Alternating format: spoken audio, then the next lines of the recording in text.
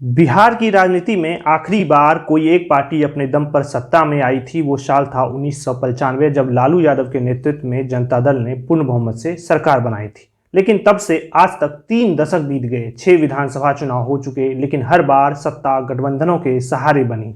इस पूरे दौर में न सिर्फ बड़ी पार्टियां बदली, बल्कि दर्जनों छोटी पार्टियां उभरी, बिखरी और सत्ता की चाबी अपने हाथों में लेती रही।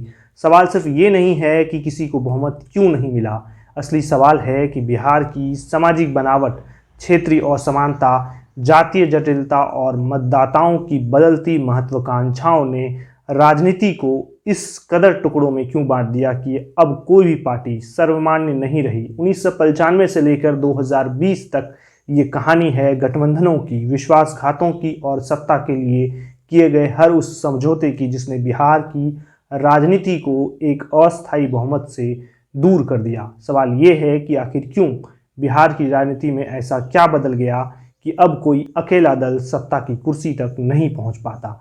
चलिए आज के वीडियो में यही समझने की कोशिश करेंगे कि पिछले 3 दशक में किसी एक पार्टी को बिहार में सत्ता क्यों नहीं मिली। इसके साथ ये भी समझेंगे कि आखिर बिहार में इतनी ज़्यादा छोटी छोटी पार्टियां क्यों हैं।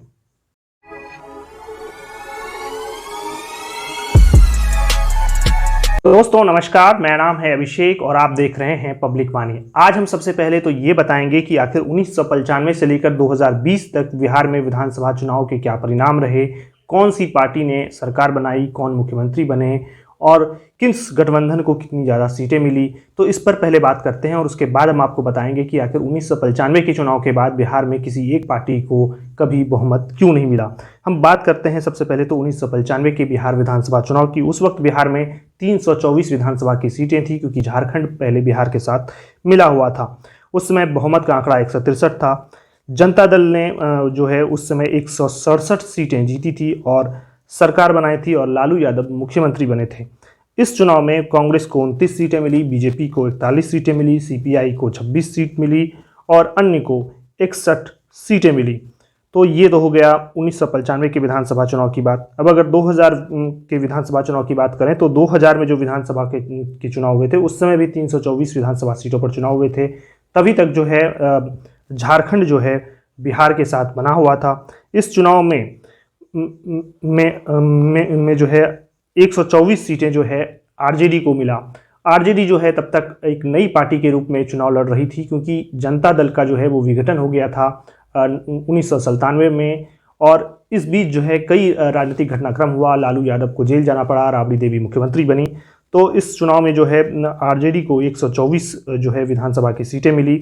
वहीं पर बीजेपी को 67 सीटें मिली, समता पार्टी को 34 सीटें मिली, कांग्रेस को 23 सीटें और अन्य को 76 सीटें मिली। लेकिन इस चुनाव में क्या हुआ कि समता पार्टी और बीजेपी ने मिल करके जो है वो सरकार बनाने की कोशिश किया और नीतीश कुमार ने जो है उन्होंने मुख्यमंत्री पद के लिए शपथ ले लिया। लेकिन सिर्फ 7 दिनों के बाद जो है नीतीश कुमार को अपने पद से इस्तीफा देना पड़ा 2000 में। और उसके बाद फिर से राबड़ी देवी जो है कांग्रेस के समर्थन और बाकी विधायकों के समर्थन से सरकार बनाने में सफल हुई, जो 2005 तक सरकार चला पाई। फिर जो है फरवरी 2005 में विधानसभा के चुनाव हुए और इस बार बिहार में 243 विधानसभा की सीटें रह गई थी। झारखंड जो है वो बिहार से अलग हो चुका था। इस चुनाव में क्या हुआ कि हंग असेंबली हो गई, किसी भी एक पार्टी को बहुमत नहीं मिला। बहुमत के लिए 122 सीटों की ज़रूरत थी और इस चुनाव में एनडीए यानी एनडीए में जेडीयू और बीजेपी को जो है मिलाकर 92 सीटें आती है, जिसमें से जेडीयू को 55 और बीजेपी को 37 सीटें मिलती है। इसके अलावा एलजेपी की बात करें तो एलजेपी को 29 सीटें, आरजेडी को 75 और कांग्रेस को 10। यानी सरकार बनाने की जो चाबी थी वो एलजेपी के पास था। लेकिन एलजेपी ने किसी भी पार्टी को सपोर्ट नहीं किया। एलजेपी ने एक शर्त रख दी थी कि मुस्लिम मुख्यमंत्री बनाना होगा, लेकिन इस पर कोई भी पार्टी सहमत नहीं होती है और इस तरह से जो है ये हंग असेंबली हो जाती है और राष्ट्रपति शासन लग जाता है। फिर आता है अक्टूबर 2005, फिर से विधानसभा के चुनाव होते हैं। इस चुनाव में जो है एनडीए गठबंधन को जो है पूर्ण बहुमत के साथ एनडीए गठबंधन सरकार बनाने में कामयाब हो जाती है।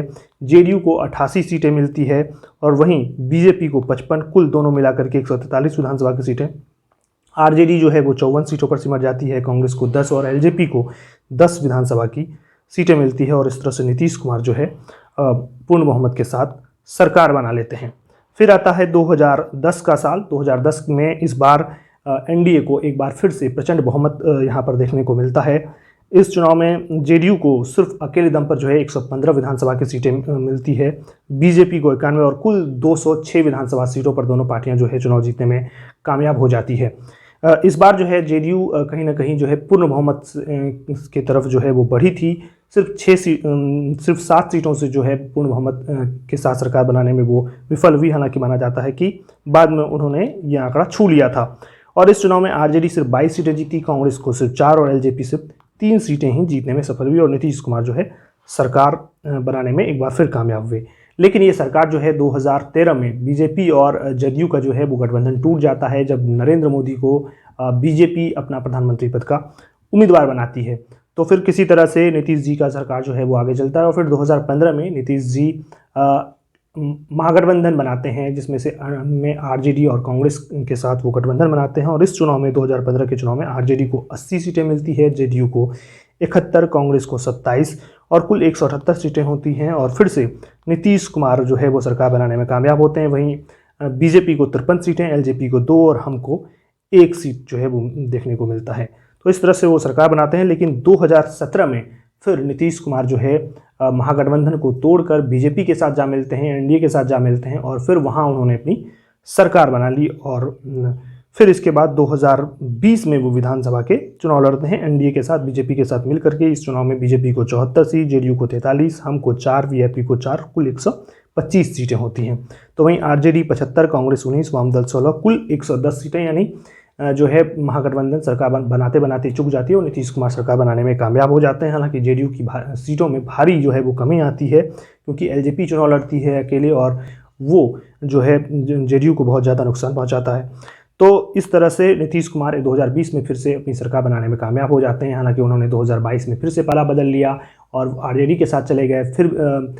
फिर बीच में जब 2024 के लोकसभा चुनाव से पहले वो फिर एनडीए के साथ आ गए और अब भी एनडीए के साथ बने हुए हैं। तो इस तरह से हमने आपको 1995 से लेकर के 2020 तक के विधानसभा चुनाव के रिजल्ट के बारे में बता दिया। और इस रिजल्ट को देखने के बाद एक बात साफ है कि साल 2000 से ही जो है गठबंधनों की राजनीति जो है वो चलने लगती है। बिहार में जोड़ तोड़ की राजनीति चलती है और किस तरीके से जोड़ तोड़ करके सरकार बनाने का काम जो है वो चलता है। और वो जो है अभी तक लगातार आपको देखने को मिल रहा है कि किसी भी एक पार्टी को यहाँ पर जो है पूर्ण बहुमत नहीं मिलता। और अब तो ऐसी स्थिति हो गई है कि जो बड़ी बड़ी पार्टियां हैं वो भी सभी 243 सीटों पर जो है वो चुनाव नहीं लड़ती हैं, चाहे वो बीजेपी हो, कांग्रेस हो, आरजेडी हो या फिर जेडीयू हो। सभी पार्टियां जो है कम सीटों पर चुनाव लड़ती है, गठबंधन करके लड़ती है। तो इस तरह से जो है चुनाव लड़ती है, तो ऐसे में किसी भी पार्टी को जो है पूर्ण बहुमत मिलने की संभावनाएं भी कम रहती है। तो चलिए हम थोड़ा और विस्तार से समझते हैं कि आखिर किसी भी पार्टी को बिहार में पूर्ण बहुमत पिछले 30 सालों से क्यों नहीं मिल रहा। दोस्तों, बिहार वह राज्य है जहां हर चुनाव से पहले गठबंधन बनते हैं और हर चुनाव के बाद टूटते हैं, जहां एक पार्टी अपने दम पर बहुमत के करीब पहुंचते पहुंचते पिछड़ जाती है और जहां हर 5 साल में एक नई पार्टी जन्म लेती है जो कुछ खास जातियों या इलाकों की आवाज़ बनकर उभरती है। लेकिन सवाल ये है कि बिहार में ऐसा क्यों होता है। इसका सबसे पहला कारण ये है कि जातीय जटिलता और सामाजिक विविधता। बिहार की राजनीति जातीय चेतना से उपजी थी, लेकिन वही जातीय चेतना धीरे धीरे इतनी खंडित हो गई कि किसी एक पार्टी के लिए सबको साधना नामुमकिन हो गया। 90 के दशक में मंडल आयोग की सिफारिशों ने जिस सामाजिक उभार को जन्म दिया, उसने यादव, कुर्मी, दलित, मुस्लिम, अति पिछड़ा जैसे तमाम समुदायों को राजनीतिक रूप से जागरूक किया। लालू प्रसाद यादव ने MY यानी मुस्लिम यादव समीकरण के सहारे सत्ता का रास्ता तैयार किया, लेकिन यही समीकरण बाकी समुदायों के लिए आत्म सुरक्षा की चुनौती बन गया। यही वजह थी कि अति पिछड़ा वर्ग, महादलित, निषाद, कुशवाहा और मल्ला जैसी उपेक्षित जातियां अपने अपने प्रतिनिधित्व की तलाश में अलग हो गई। नतीजा यह हुआ कि हर जाति ने अपना नेता, अपनी पार्टी और अपनी राजनीतिक धारा खोजी। बड़ी पार्टियां इस संतुलन को साध नहीं पाई और छोटी पार्टियों को जगह मिलती गई। दूसरा कारण छोटी पार्टियों का वार और उनका प्रभाव। बिहार में जितनी जातियां उतनी पार्टियां, ये कथन अतिशयोक्ति नहीं है। कुछ उदाहरण जैसे कि लेते हैं, जीतन राम मांझी की हम पार्टी महादलित समुदाय को प्रतिनिधित्व देने के लिए, मुकेश सहनी की VIP पार्टी निषाद, मल्लाह जैसे पिछड़े समुदायों की आवाज़, वहीं उपेंद्र कुशवाहा की RLSP कोरी जाति का नेतृत्व करती है। वहीं रामविलास पासवान या चिराग पासवान की पार्टी LJP दलित और विशेषकर पासवान समुदाय की पार्टी मानी जाती है। इन सभी पार्टियों का वोट प्रतिशत भले ही सीमित हो, लेकिन कई सीटों पर इनका असर निर्णायक होता है। ये पार्टियां बड़ी पार्टियों को वोट काटकर कमज़ोर कर देती हैं और खुद भी गठबंधन की राजनीति में बार्गेनिंग पावर बढ़ा लेती है। तीसरा कारण है क्षेत्रीय असंतुलन और स्थानीय मुद्दे। बिहार एक समान सामाजिक आर्थिक इकाई नहीं है। सीमांचल, मगध, मिथिलांचल, भोजपुर, हर क्षेत्र की समस्याएं और प्राथमिकताएं अलग अलग हैं। कहीं बाढ़ सबसे बड़ा मुद्दा है तो कहीं बेरोजगारी, कहीं सड़क और कहीं शिक्षा, तो कहीं कानून व्यवस्था, तो कहीं सुखाड़। बड़ी पार्टियां इन सभी को एक साथ संभालने में अक्सर नाकाम हो जाती हैं और तब उभरते हैं क्षेत्रीय नेता जो अपनी अपनी छोटी छोटी पार्टी बनाकर स्थानीय वोट बैंक को साधते हैं। चौथा कारण है गठबंधन की मजबूरी और राजनीतिक पलटीबाजी।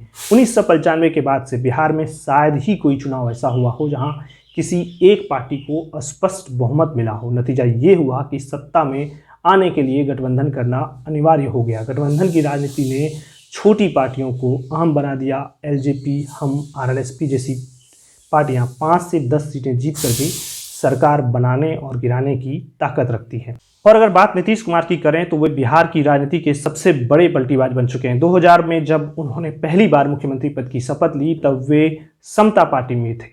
फिर उन्होंने बीजेपी से गठबंधन किया, फिर आरजेडी से। 2013 में बीजेपी से नाता तोड़ा, 2017 में वापस लौटे, 2022 में फिर छोड़ दिया और 2024 आते आते एक बार फिर एनडीए के साथ चले गए।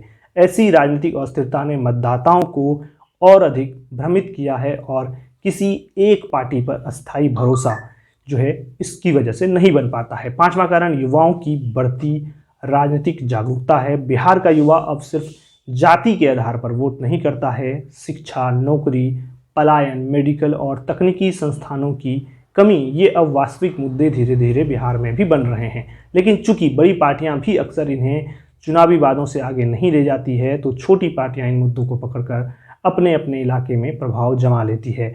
वोट बिखरते हैं, बहुमत दूर रह जाता है। दोस्तों, बिहार की राजनीति एक ऐसी नदी है जो कभी सीधे नहीं बहती है। इसमें मोड़ हैं, शाखाएं हैं, धाराएं हैं और हर चुनाव में ये धाराएं बदल जाती है। बहुमत की नाव अक्सर इन धाराओं में उलझ जाती है। जातीय जटिलता, क्षेत्रीय असंतुलन, छोटी पार्टियों का उभार, गठबंधन की मजबूरी और राजनीतिक अस्थिरता, ये सभी मिलकर बिहार को ऐसा राजनीतिक मैदान बना देते हैं जहां हर कोई लड़ता है लेकिन कोई पूरी तरह नहीं जीतता है। आप क्या सोचते हैं इस पूरे विषय पर? अपनी राय कमेंट बॉक्स में ज़रूर रखिए। वीडियो को लाइक कीजिए और हमारे चैनल को सब्सक्राइब कीजिए। आपका बहुत बहुत धन्यवाद।